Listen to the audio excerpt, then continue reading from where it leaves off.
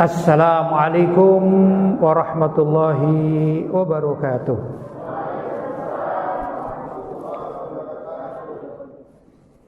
Alhamdulillah, wassalatu wassalamu ala rasulillah Sayyidina Muhammad ibn Abdillah wa ala alihi wa sahbihi wa man wala wa la hawla wa la quwwata illa billah, amma ba'd.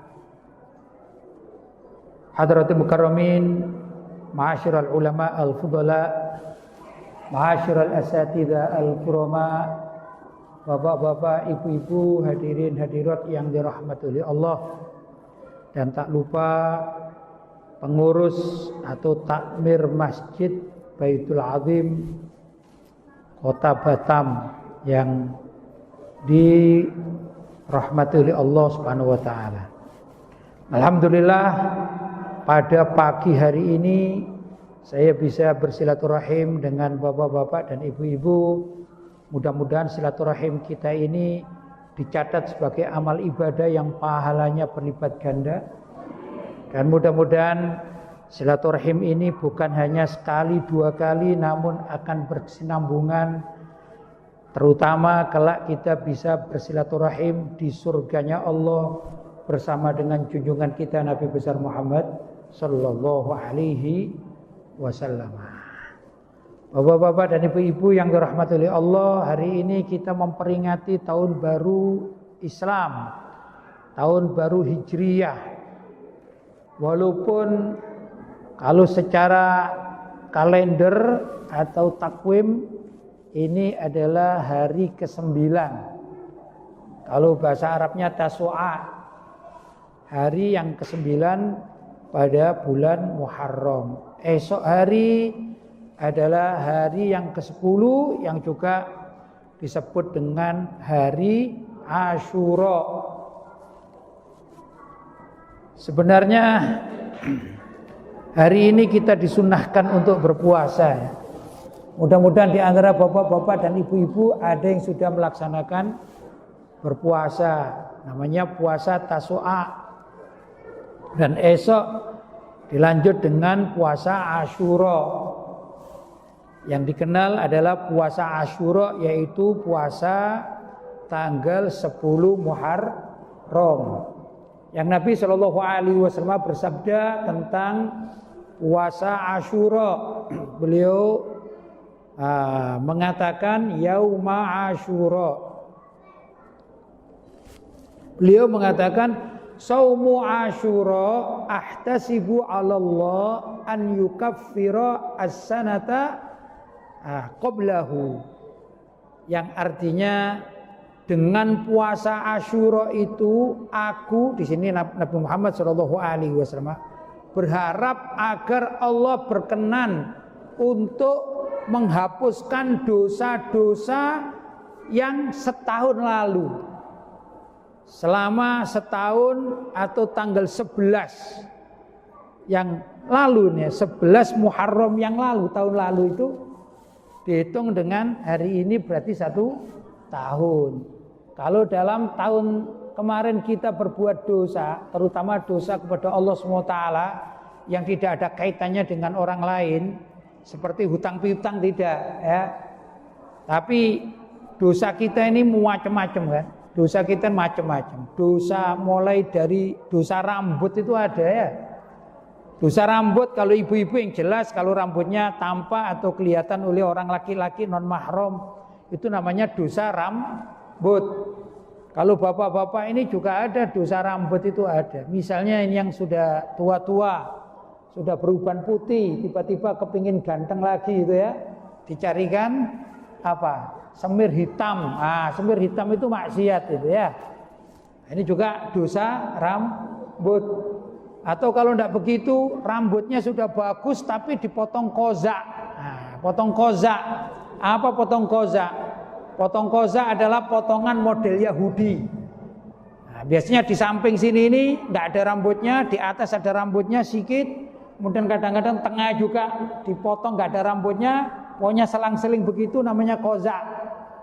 Sebenarnya termasuk koza itu, saya lihat anak-anak muda sekarang ini rambutnya cuma di tengah saja. Ini dipotong bersih itu juga qaza. Qaza itu juga tidak boleh di dalam Islam. Berarti rambut pun punya maksiat. Kalau salah penggunaannya, bahkan salah potong rambut jadi maksiat. Nah, itu namanya maksiat rambut. Turun lagi maksiat mata. Oh, sudah banyak maksiat mata ini.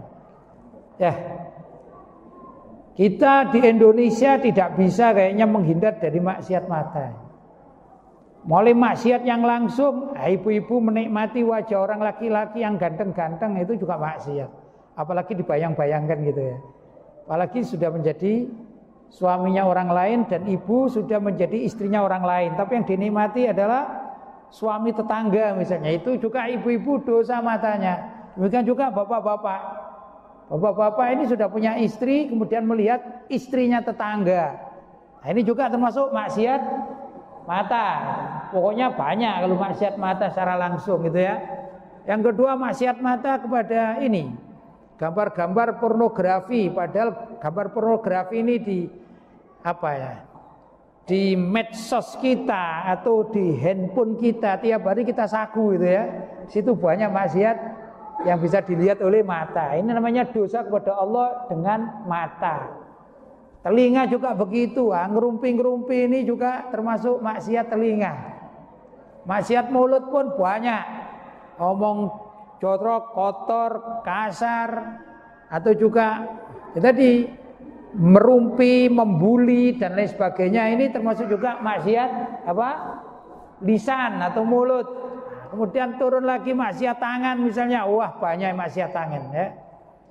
Nah, maksiat tangan itu misalnya ngotel barangnya tetangga misalnya. Walaupun sedikit tempe satu ini kalau diambil dengan tangannya dimakan bukan haknya juga termasuk maksiat tangan. Wah, banyak sekali maksiat tangan. Maksiat kaki. Ya, kita jalan ke tempat-tempat yang diharamkan oleh Allah itu juga maksiat kaki. Maksiat perut. Wah, kalau maksiat perut ini sampai bumi pun bila perlu dimakan ya, itu maksiat perut. Kok bisa bumi dimakan? Iya, sementara kan hasil bumi dimakan. Nah, nanti dikorupsi dan lain sebagainya. Itu namanya maksiat hasil tambang yang tidak sah dan lain sebagainya. Mengambil harta milik orang lain, dinikmati sendiri dan lain sebagainya. Pokoknya maksiat-maksiat kepada Allah itu banyak sekali. Nah, ini mudah-mudahan dengan puasa Asyura ini Allah berkenan untuk mengampuni dosa-dosa yang langsung kepada Allah Subhanahu wa taala. Tapi kalau dosa kepada manusia atau sesamanya, hutang tidak mau bayar, ya tetap saja berdosa ya. Tidak bisa. Saya mau hutang kepada kawan, enggak usah bayar, nanti bayarnya dengan puasa Asyura. Tidak bisa. Tetap akan berdosa berhubungan dengan sesama manusia. Itu ringkasnya. Alhamdulillah kalau hari ini ibu-ibu sudah berpuasa tinggal menyelesaikan esok. Tapi kalau hari ini bapak-bapak dan ibu-ibu belum berpuasa, maka hendaklah kata Nabi Shallallahu Alaihi Wasallam, sumu yauma Asyura, puasalah kalian pada hari Asyura. Hari Asyura itu ke-10 Muharram. Tapi wa khaliful yahud, jangan sampai sama dengan kebiasaan orang Yahudi. Nanti saya ulas sedikit tentang hari Asyura terkait dengan awal bulan Muharram atau Hijriyah. Tapi Nabi berpesan, kalian puasalah hari Asyura. Tapi jangan sampai sama dengan orang Yahudi. Kata Nabi, wa khaliful yahud, berselisihlah dengan orang Yahudi. Jadi kita ini tidak boleh apapun, bahkan ibadah yang kita katakan biasa ya, puasa itu ibadah yang tidak tampak, itu pun tidak boleh sama dengan orang Yahudi. Sumu yauman qablahu au yauman ba'dahu. Kata Nabi, puasalah sehari sebelum Asyura atau kalau tidak ya sehari setelah Asyura. Jadi intinya boleh kita puasa 9 dan 10 Muharram atau 10 dan 11 Muharram. Jadi masih ada waktu esok ya atau esok lusa. Itu kalau misalnya hari ini lupa tidak puasa Asyura atau Tasu'a ya, tidak puasa menjelang Asyura. Begitu yang diajarkan oleh Nabi Shallallahu Alaihi Wasallam.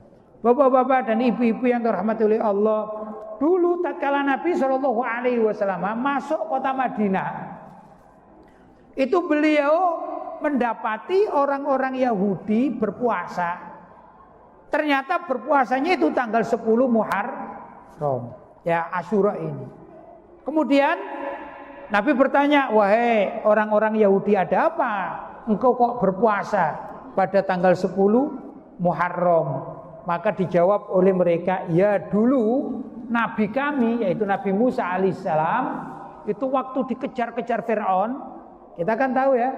Jadi Nabi Musa berdakwah mengajak Fir'aun masuk Islam, Fir'aunnya marah. Begitu sampailah Nabi Musa dianggap sebagai penjahat, padahal ngajak beriman, dikejar-kejar dengan pasukannya. Maka Nabi Musa alaihissalam mengajak orang-orang yang sudah beriman untuk keluar dari kota Mesir. Mereka sampai di dekat Laut Merah.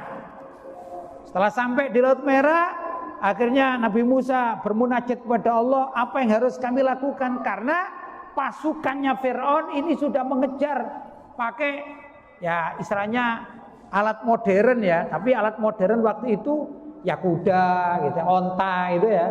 Sedangkan Nabi Musa sebagiannya masih jalan kaki, artinya kemungkinan terkejar. Kemudian Allah perintah dengan wahyu agar Nabi Musa memukulkan tongkatnya itu ke Laut Merah. Setelah dipukul, kemudian lautnya membelah dan Nabi Musa diperintahkan untuk menyeberang lautan itu lewat dasar jadi ya. Fir'aun mengikuti dari belakang. Kemudian ringkas cerita, Nabi Musa sampai ke seberang sana, dan Fir'aun di tengah-tengah. Nah, tatkala Nabi Musa alaihissalam berada di seberang pantai sana, maka air itu kembali lagi menutup Fir'aun dan bala bantuannya, sehingga Fir'aun tenggelam. Itu Fir'aun yang tenggelam yang mengejar Nabi Musa, kalau dalam bahasa sejarah namanya Ramses kedua. Saya sudah tengok ke sana, saya sudah melihat Ramses kedua. Jadi Ramses itu dimumi. Bagaimana ini? Lihat mayat, nggak takut memang gitu ya. Nah, kalau di Mesir, bapak-bapak dan ibu-ibu, ini ada ruangan, anggap saja seluas masjid ini, di tengahnya itu ada meja etalase. Ini meja kemudian dikasih kaca-kaca gitu ya. Itu ada beberapa mumi, mayat di situ. Ada ke-1, ke-2, ke-3, ada beberapa gitu. Ada yang namanya Fir'aun Ramses kedua. Ini yang namanya Fir'aun yang mengejar atau musuhnya Nabi Musa alaihissalam. Ya, kalau tanya apa nggak takut? Nah ini kan masalah. Kalau kita mau lihat mayat sendiri di kuburan sendirian, takut nggak kira-kira? Yang ngeri-ngeri sedap gitu ya. Tapi ternyata kalau bapak-bapak dan ibu-ibu sekarang masuk di swalayan, khususnya yang jualan baju-baju ini, kemudian di situ ada boneka, kadang warnanya hitam, kadang putih yang lengkap, kemudian dikasih baju ya sebagai etalase. Seperti itulah gambarannya muminya Fir'aun itu seperti itu. Jadi kalau kita datang ke situ nggak takut, apalagi lampunya sudah padang sekali, menyala sekali, gitu ya. Dan banyak orang-orang yang datang melihat Fir'aun ini. Saya waktu itu dengan keluarga, pertama datang untuk umroh ke Madinah dan ke Mekah. Ini perjalanannya dari Surabaya ke Madinah ke Mekah. Tentu ke Madinah adalah ziarah Nabi Muhammad SAW itu pasti. Kemudian ke Mekah melihat tawaf dan melihat Ka'bah. Ini cerita yang enak-enak itu. Begitu ke Mesir, bapak-bapak dan ibu-ibu, nggak ada lagi yang dilihat kecuali Fir'aun. Saya ditanya, tuh gimana sih sampean ini? Habis ziarah Nabi Muhammad yang Masya Allah kok mau ziarah Fir'aun gitu. Kan lucu ini ya. Saya bilang, oh enggak begitu, tujuan saya enggak begitu.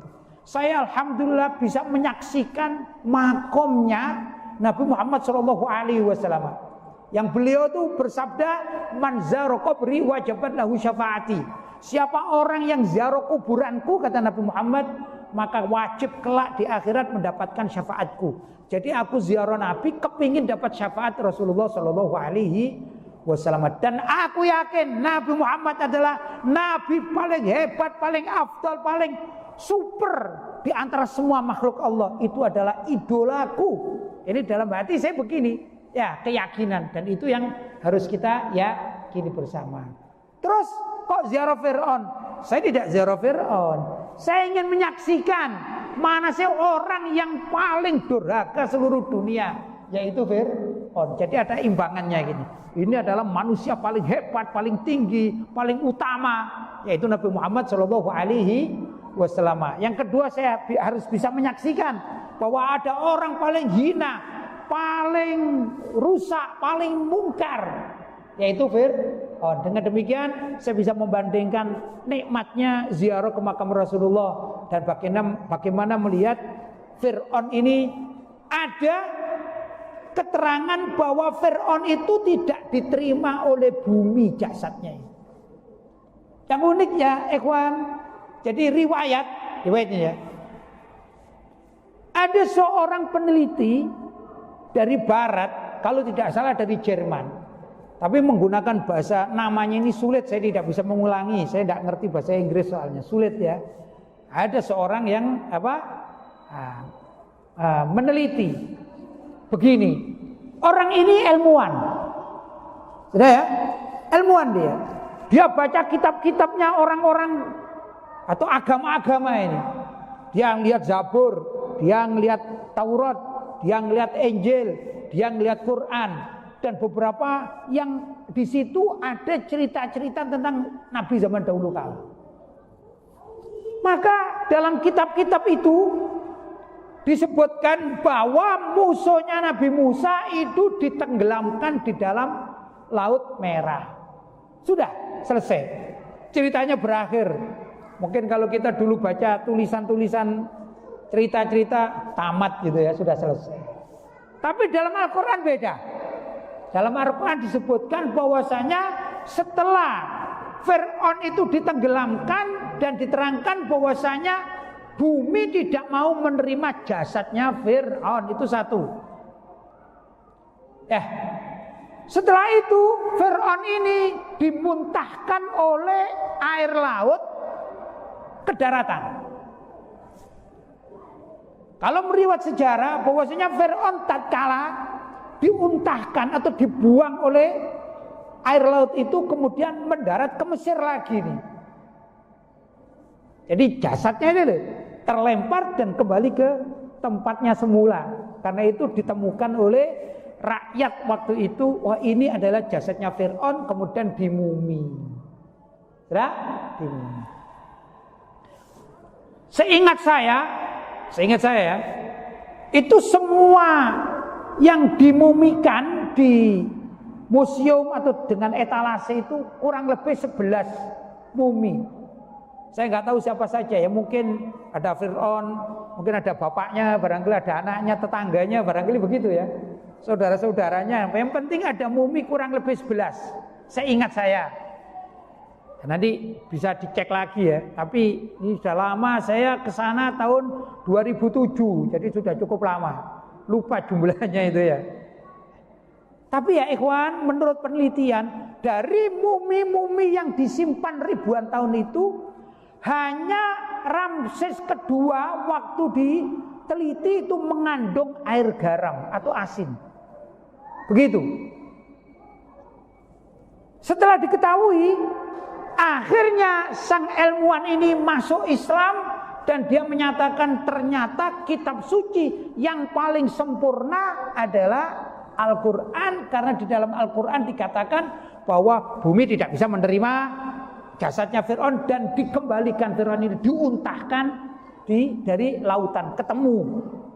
Ya, berarti ini betul-betul adalah Ramses atau jasadnya Fir'aun yang pernah mengejar siapa? Nabi Musa alaihissalam. Karena yang lain-lain sama-sama di mumi tidak mengandung garam. Maka sejak itu peneliti ilmuwan ini masuk Islam. Jadi ternyata orang masuk Islam itu bukan hanya mendengarkan ayat-ayat Al-Quran, ya, bukan sekedar itu. Bisa juga orang masuk Islam gara-gara melihat Fir'aun. Bukan karena iman kepada Fir'aun, tapi melihat bahwa di dalam keadaan Fir'aun itu ada ayat-ayat Allah, bukti-bukti tentang kebenaran firman Allah, sampai orang ini masuk Islam. Begitulah kurang lebih yang terjadi. Ya ikhwan, alhamdulillah itu sedikit tentang masalah Fir'aun. Kemudian Nabi Musa tatkala beliau selamat dari kejaran Fir'aun, maka Nabi Musa mengajak orang-orang beriman kaumnya untuk berpuasa karena merasa bersyukur kepada Allah atas terselamatkan dari kejaran Fir'aun. Nabi Musa mengajak umatnya itu berpuasa pada tanggal 10 Muharram. Kemudian lestarikan menjadi tradisi, kebiasaan, adat istiadat, ya, bagi orang Yahudi untuk melanjutkan puasa pada tanggal 10 Muharram. Nah, tatkala Nabi diberitahu oleh orang Yahudi bahwa tanggal 10 Muharram itu adalah hari diselamatkannya Nabi Musa dari kejaran Fir'aun. Begitu, maka Nabi mengatakan, wahai orang-orang Yahudi, kami umat Islam, khususnya Nabi ini ya, jauh lebih berhak untuk bersyukur kepada Allah daripada kalian, hai orang Yahudi, terhadap apa? Diselamatkannya Nabi Musa. Kenapa? Karena ini Nabi Musa seorang nabi, sedangkan Rasulullah juga seorang nabi. Ya, maka Nabi Muhammad SAW merasa lebih berhak untuk berpuasa, sehingga Nabi berpuasa pada hari Asyura. Tapi beliau berpesan, umat Islam, sumu yauma Asyura, puasalah kalian pada hari Asyura, tapi wa khaliful Yahud, jangan sama dengan orang Yahudi. Jangan pura-pura menjadi orang Yahudi. Sama sekarang orang Islam seneng jadi orang Yahudi, pakaian tampilannya jadi orang Yahudi, seneng ya. Zionis yang diikuti kan begitu. Padahal Nabi mengatakan wa khaliful Yahud, kalian harus berbeda dengan orang Yahudi. Gimana caranya berbeda? Sumu yauman qablahu, kalau bisa tambahi puasa sebelumnya, yaitu hari ini Tasu'a 9-10. Jadi puasanya kita sunnahnya berapa? 2 hari. Kalau hari ini nggak bisa, ingatnya baru esok tanggal 10, maka tambahi dengan tanggal 11 agar berbeda dengan orang Yahudi. Itu pesan Nabi Shallallahu Alaihi Wasallam. Ya, karena itu saya mengajak, ayo semuanya, kalau masih hari ini belum puasa, esok kita puasa. Kalau hari ini belum puasa, esok laginya tanggal 11 kita puasa. Kenapa? Karena akan menghapus dosa kita selama 1 tahun yang kemarin. Luar biasa ini, besar pahalanya. Dosa kita ini bertumpuk-tumpuk, macam-macam dosa kita kepada Allah. Nah, ini ada kesempatan bonus. Hanya ditempuh dengan 2 hari puasa, maka akan dihapus itu dosa-dosa kita yang banyak. Nah, ya ikhwan, itu terkait dengan hari Asyura. Tapi kalau terkait dengan tahun baru Hijriah yang kita meriakan hari ini, ya, itu yang memulai peresmian tahun Hijriah adalah zaman Khalifah Sayyidina Umar ibn Khattab radhiyallahu ta'ala anhu. Jadi ceritanya, tatkala Sayyidina Umar ibn Khattab menjabat sebagai Khalifah kedua, suatu saat Sayyidina Umar itu mengirim salah seorang delegasi atau duta bernama sahabat Abu Musa al-Asy'ari radhiyallahu ta'ala anhu, menjadi duta di suatu negara. Kemudian Sayyidina Umar itu kirim surat perintah. Ya mungkin kebetulan ini ya, kebetulan sekarang kan bulan Agustus ya. Kalau kita di Indonesia kan ada perintah dari atasan, dari pusat agar mengibarkan bendera. Kan begitu kan ya? Ya barangkali seperti itulah kejadiannya. Dari pusat ada surat perintah untuk melaksanakan apa yang sedang dihadapi. Kalau hari ini kita insya Allah akan mendapatkan perintah apa? Pengibaran bendera merah putih. Kalau waktu itu ada perintah. Setelah diterima oleh sahabat Abu Musa al-Asy'ari, beliau itu bingung. Ini perintah untuk tahun kapan? Itu. Ini perintah untuk tahun sekarang atau tahun yang kemarin atau yang akan datang? Karena ada tanggalnya, nggak ada tahunnya. Tanggal bulan itu ada tapi nggak ada tahunnya. Loh kok bisa? Iya, Nabi kita dikenal. Kapan Nabi lahir? Kita selalu mengatakan bahwa Nabi lahir adalah tanggal 12 Rabiul Awal tahun gajah. Ya kan? Kok bisa dikatakan tahun gajah? Iya, karena sebelum Nabi lahir ada peristiwa Raja Abroha, yaitu seorang raja kelahiran Afrika kemudian pindah ke Yaman. Begitu. Kemudian menjadi penggede Yaman, jadi raja di Yaman. Nah, Raja Abroha ini ingin menghancurkan Ka'bah. Kenapa kok Ka'bah akan dihancurkan? Karena Ka'bah ini pusat peredaran perekonomian dunia, khususnya di wilayah tersebut zaman itu. Orang datang ke Ka'bah macam-macam tujuannya. Ada yang tujuan ibadah, walaupun ibadahnya salah. Gimana itu ibadahnya salah? Di sekitar Ka'bah ini dulu ada patung-patung. Sebagian orang dari luar menyembah patung-patung itu dan mereka datang ke dekat Ka'bah. Tapi ada juga yang tawaf, mengikuti tradisi apa yang digariskan oleh Nabi Ibrahim dan Nabi Ismail alaihissalam. Ya, ada yang begitu. Tapi aneh-aneh ini. Ada riwayat orang yang tawaf ini, tapi salah Pak. Tawaf dengan telanjang. Loh kan lucu ini ya. Begitu dan seterusnya. Jadi macam-macam orang datang ke mana? Ke Ka'bah. Perlu diketahui di suatu tempat, kalau sudah di situ menjadikan tempat peribadatan dan banyak dikunjungi orang, barangkali juga di tempat wisata-wisata yang lain. Kalau ini dianggap saja wisata religi itu ya. Kalau ada wisata lain, maka di sekitar tempat itu akan bermunculan penjual-penjual sehingga ekonomi rakyat ini menjadi tumbuh berkembang. Begitulah kurang lebih. Ini Raja Abroha gak terima karena di Yaman ekonomi macet, sedangkan di sekitar Ka'bah itu ekonominya berkembang. Maka berpikirlah Abroha ini perlu dihancurkan nih Ka'bah ini. Biar apa? Biar masyarakat tidak lagi ke sekitar Ka'bah. Maka Abroha membuat tempat-tempat di Yaman itu sesuatu yang menarik. Tapi tidak laku Pak. Masih lakuan Ka'bah.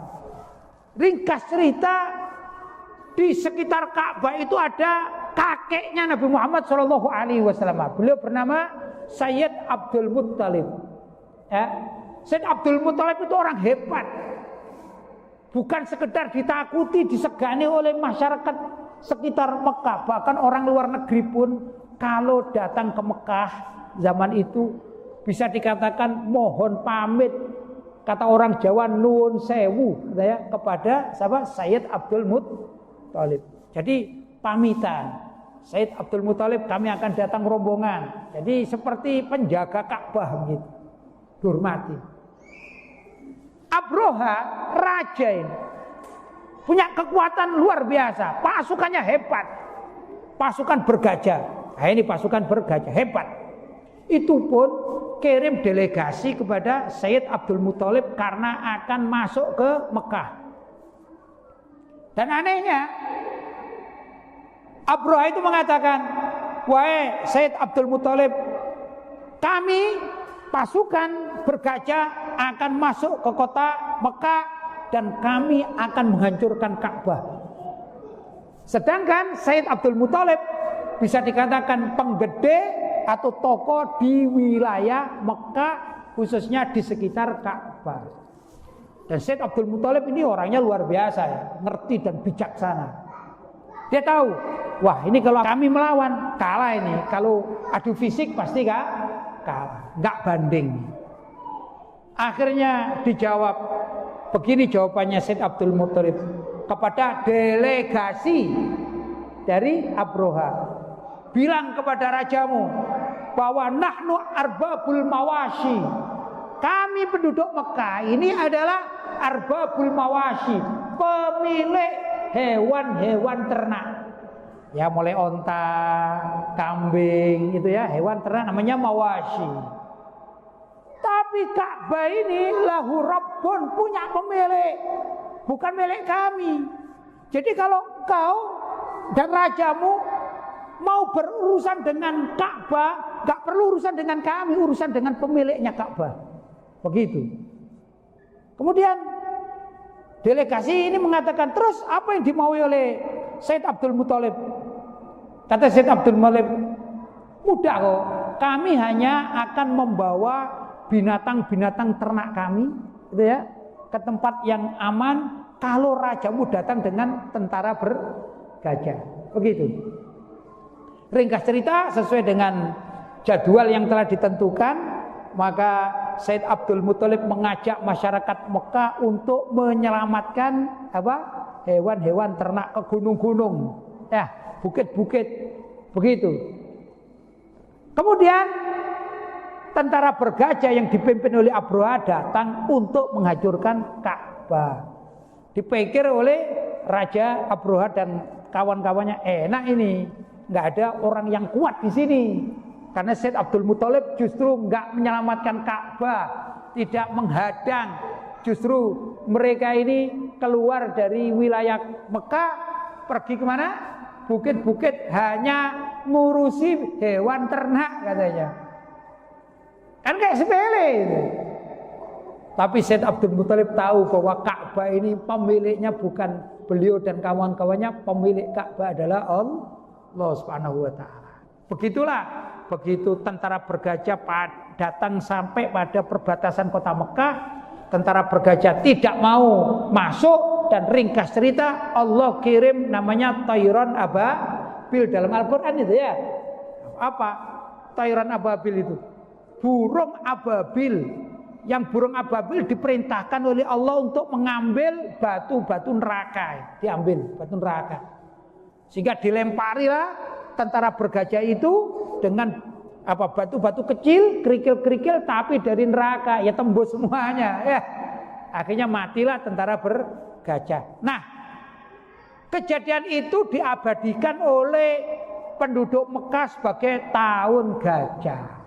Maka Nabi Muhammad setelah peristiwa itu beberapa tahun lahir, maka dikenal dengan tahun gajah. Sehingga kalau ditanya dalam sejarah pun tertulis kapan Nabi Muhammad lahir? Tanggal 12 Rabiul Awal tahun gajah. Begitu kurang lebih. Tanggal itu ada, bulan itu ada, tahunnya belum ada. Nah, peristiwa Sayyidina Abu Musa al-Asy'ari menerima surat, karena jauh orang datang itu, zaman itu tidak ada pesawat ya. Dan kalau misalnya dari mana? Dari Mekah menuju ke Yaman atau menuju ke Irak atau ke Syria, itu jalan kaki paling tidak naik onta atau naik kuda. Itu bisa lama sekali jalannya. Kalau tidak tersesat loh ini ya. Kalau tersesat lama lagi kan gitu. Sehingga surat pun ini membingungkan. Ini tidak paham ini ya. Ini kira-kira tahun kapan harus dilaksanakan perintah itu. Maka surat itu pun dikirim ulang atau dikembalikan oleh sahabat Abu Musa al-Asy'ari radhiyallahu taala anhu kepada Sayyidina Umar ibn Khattab sebagai khalifah. Kemudian Sayyidina Umar juga iya ya, kok tidak ada tahunnya itu ya, kok tidak ada tahunnya. Kemudian Sayyidina Umar setelah mendapatkan usulan dari Sayyidina Abu Musa al-Asy'ari, ini gimana ini kok nggak ada tahunnya? Maka Sayyidina Umar mengumpulkan sahabat-sahabat yang masih hidup. Kan ada sahabat Sayyidina Utsman bin Affan, Sayyidina Ali bin Abi Thalib, Sayyidina Abu Hurairah, dan masih banyak yang lainnya. Begitu kurang lebih. Setelah rembukan, musyawarah, banyak yang usul. Antara lain diusulkan, gimana kalau tahun baru Islam menggunakan Maulid Nabi? Maka Sayyidina Umar kurang sepakat. Gimana kalau turunnya ayat Al-Quran. Al-Quran apa ini? Tanggal berapa? 17 Ramadan, kurang sepakat. Nah, sampai Sayyidina Ali bin Abi Thalib radhiyallahu taala anhu ya, karramallahu wajah, mengusulkan agar hijrahnya Nabi dijadikan awal permulaan tahun baru. Dengan berbagai macam pertimbangan juga dari para sahabat yang lain, akhirnya usulan Sayyidina Ali bin Abi Thalib diterima menjadi tahun baru Hijriyah. Ya. Jadi intinya ya ikhwan, pelajaran ini banyak sebenarnya bisa diambil manfaat. Bahwa penentuan tahun baru Hijriah itu bukan di zaman Nabi. Dan juga bukan di zaman sahabat Abu Bakar As-Siddiq atau khalifah pertama, bukan. Tapi pada pemerintahan yang kedua, yaitu Sayyidina Umar ibnul Khattab. Artinya bahwa amalan kita ini dalam keseharian itu tidak semua harus berdasarkan dalil Al-Quran maupun hadis Nabi. Ya, tidak harus. Ayo kita berpegang teguh dengan Al-Quran dan Sunnah, yang lainnya nggak boleh. Tidak begitu. Sahabat Umar bin Khattab itu menggunakan dalil dengan kreasi, tapi yang tidak keluar dari syariat Islam, ijtihad namanya. Boleh berarti berdalil bukan dengan Al-Quran maupun dengan hadis. Kenapa? Iya, karena Al-Quran sudah selesai turun, ya, dan hadis Nabi sudah wafat. Sedangkan penamaan tahun baru Hijriah tidak berdasarkan Al-Quran dan hadis, tapi diterima oleh umat Islam seluruh dunia. Berarti ijtihad para ulama itu dipakai di dalam dalil syariat. Andai kata tidak boleh, berarti haram kan? Pelaksanaan tahun baru Hijriah, bahkan menggunakan tahun baru Hijriah jadi haram. Kalau zaman sekarang istilahnya bid'ah. Bid'ahnya bid'ah dhalalah, bid'ah sesat. Kan tidak sesuai. Kalau orang mengatakan setiap amalan yang tidak berdasarkan Al-Quran dan hadis Nabi itu dikatakan sesat, berarti orang ini menuduh sahabat Umar ibn Khattab, khalifah yang kedua ini adalah pelaku bid'ah sesat. Na'udzubillahi min dzalik. Siapa kita kan gitu ya. Demikian juga Sayyidina Ali bin Abi Thalib min ahli baitin Nabi, ahlul bait, mengusulkan tanpa dalil Al-Quran maupun hadis. Ternyata boleh. Ya. Nah, kita ini sekarang kumpul di mana? Di masjid ini merayakan tahun baru Hijriah. Yang tahun baru Hijriah itu adalah ijtihadnya Sayyidina Umar dan Sayyidina Ali bin Abi Thalib dengan sahabat-sahabat yang ada. Jadi kita boleh enggak? Boleh. Itulah akidah Ahlussunnah wal Jamaah. Kalau yang kaku-kaku kan enggak begitu, enggak ada dalilnya ini, enggak ada Quran dan hadisnya, haram. Haram apa? Bid'ah. Bid'ahnya apa? Dhalalah, sesat, di neraka. Terus siapa ngisi surga kalau semua orang di neraka? Ya. Nah, ya ikhwan, alhamdulillah Ahlussunnah wal Jamaah mengajarkan sesuatu yang tidak kaku di dalam menerjemahkan syariat. Dan itu sudah dilakukan oleh siapa? Sahabat-sahabat Nabi. Ya, salah satunya dalam bab ini adalah Sayyidina Umar bin Khattab dan Sayyidina Ali bin Abi Thalib radhiyallahu taala anhum. Ini hikmah. Dan ini perlu kita pahami. Dan sudah mendunia bahwa tahun baru Hijriah itu dimulai pada berapa? Tahun hijrah atau bermula dari hijratun Nabi Sallallahu Alaihi Wasallam. Bahkan yang menentukan awal bulan, yaitu tanggal 1 Muharram sebagai awal tahun itu adalah Sayyidina Umar ibn Khattab, bukan Rasulullah, bukan dari ayat Al-Quran. Kalau dari Rasulullah berarti hadis ya.